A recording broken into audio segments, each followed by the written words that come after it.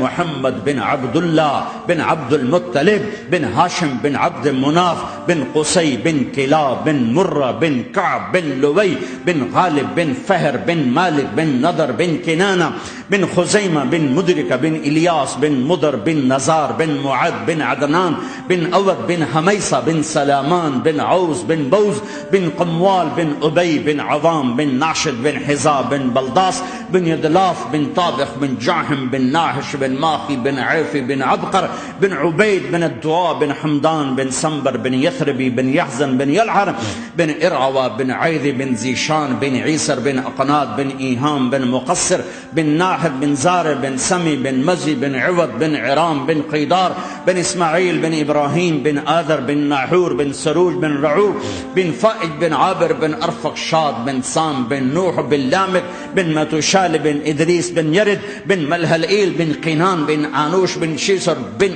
آدم علیہ السلام. ہاں یہ وہ ہے جو آج امت کے گھروں سے نکل گیا. یہ وہ ہے جو دنیا سے جاتے ہوئے امت کو یاد کر رہا تھا. ہر کوئی اپنے بچوں کو یاد کرتا ہے. میرے باپ ہارٹ اٹیک میں اچانک گئے. بیٹیاں دور تھیں, ایک لاہور میں تھی, ایک فیصل آباد میں تھی.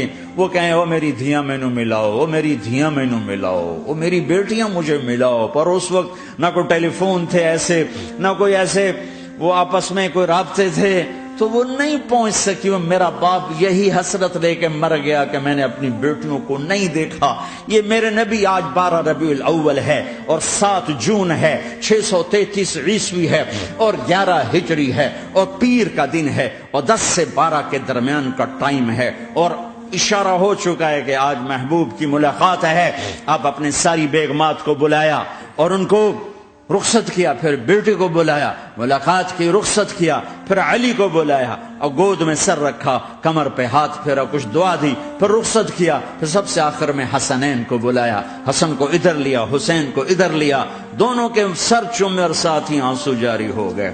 بیویوں کو رخصت کر کے نہیں روئے, بچی کو رخصت کر کے نہیں روئے, داماد کو رخصت کر کے نہیں روئے. جب بچوں کو سینے سے لگایا تو آنکھوں میں آنسو, کہ آپ دیکھ رہے تھے کہ ایک کو زہر میں مار دیا جائے گا اور ایک کا سر کاٹ کے نیزے پہ چڑھا دیا جائے گا.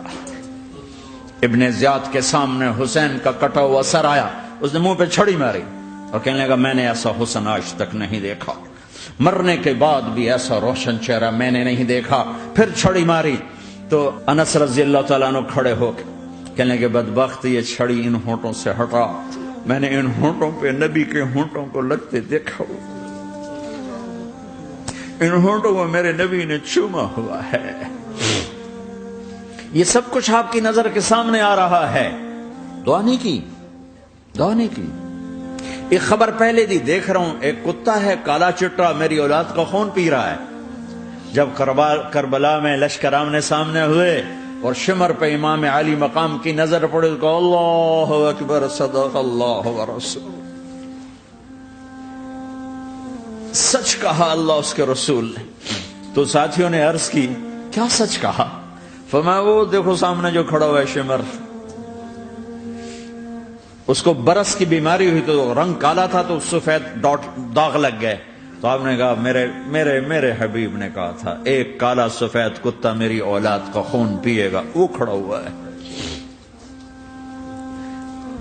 ہاتھ تو نہیں اٹھائے کہ اللہ یہ نہ ہو, میرا بچہ ذبح نہ ہو, میرا بچہ زہر میں نہ تڑپے, زہر کا تڑپنا.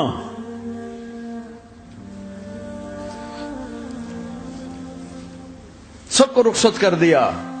جبریل آ گئے, یا رسول اللہ موت کا فرشتہ دروازے پر ہے, اندر آنے کی اجازت چاہتا. ہاں, جہاں موت پوچھ کے جائے کس ہستی کو بھلایا ہے چند پونڈ کے پیچھے, جہاں موت پوچھ کے جائے. آپ نے کہا آ جائے, وہ اندر آئے. السلام علیکم یا رسول اللہ, سلام پیش کرتا ہوں.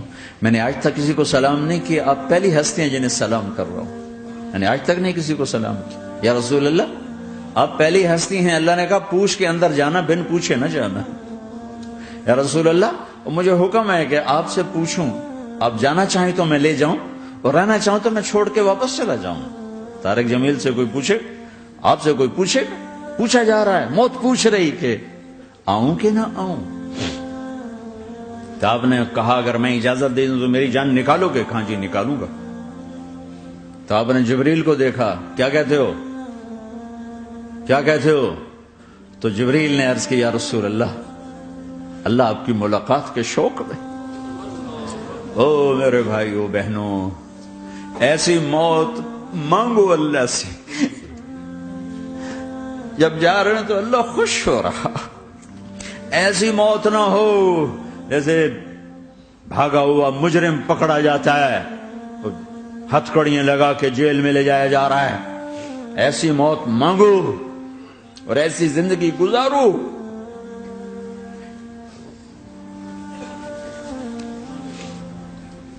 موت ہمارے لیے راحت ہے، اللہ خوش ہو رہا۔ جب سعد بن معاذ کا انتقال ہوا تو آپ نے فرمایا، میرے نبی نے فرمایا،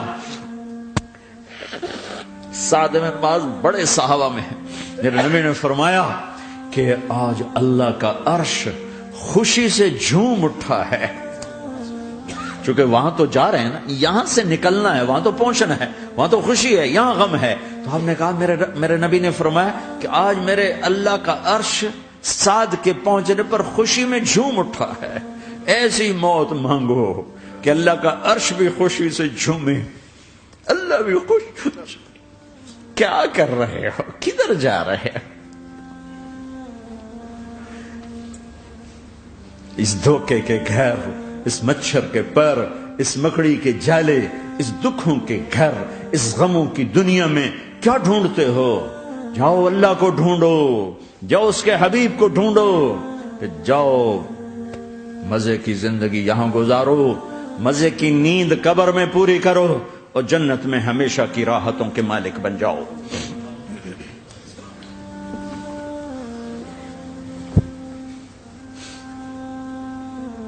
کہ یا رسول اللہ، اللہ ملاقات کے شوق میں ہے۔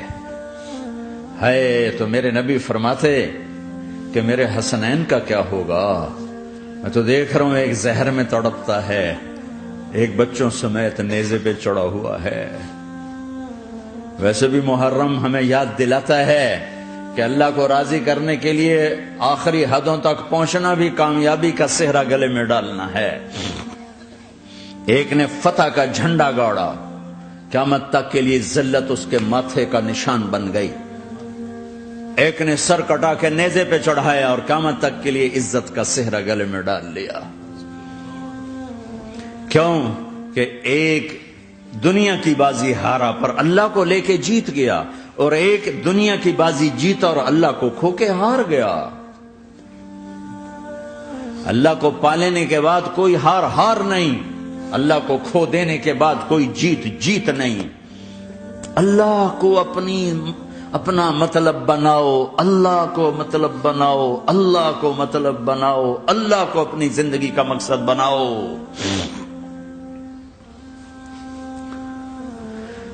جبریل واپس جاؤ اور اللہ سے پوچھ کے آؤ میرے بعد میری امت کے ساتھ کیا کرے گا؟ واہ یا رسول اللہ۔ ہر کوئی اپنے بچوں کے لیے پریشان ہوتا ہے کہ میرے بچوں کا کیا بنے گا۔ آپ کہہ رہے ہیں میری امت کے ساتھ کیا کرے گا میرا اللہ؟ جاؤ اللہ سے پوچھ کے آؤ، میں پھر جواب دوں گا۔ واپس گئے، جواب آیا کہ اللہ کہہ رہے ہیں کہ ساتھ دوں گا، میرے رب کی عزت کی قسم، اور لاکھوں کروڑوں درود و سلام ہوں اس کملی والے پر۔ اگر آپ یہ سوال نہ اٹھاتے، آج میں اور تم بھی بندر خنزیر ہوتے۔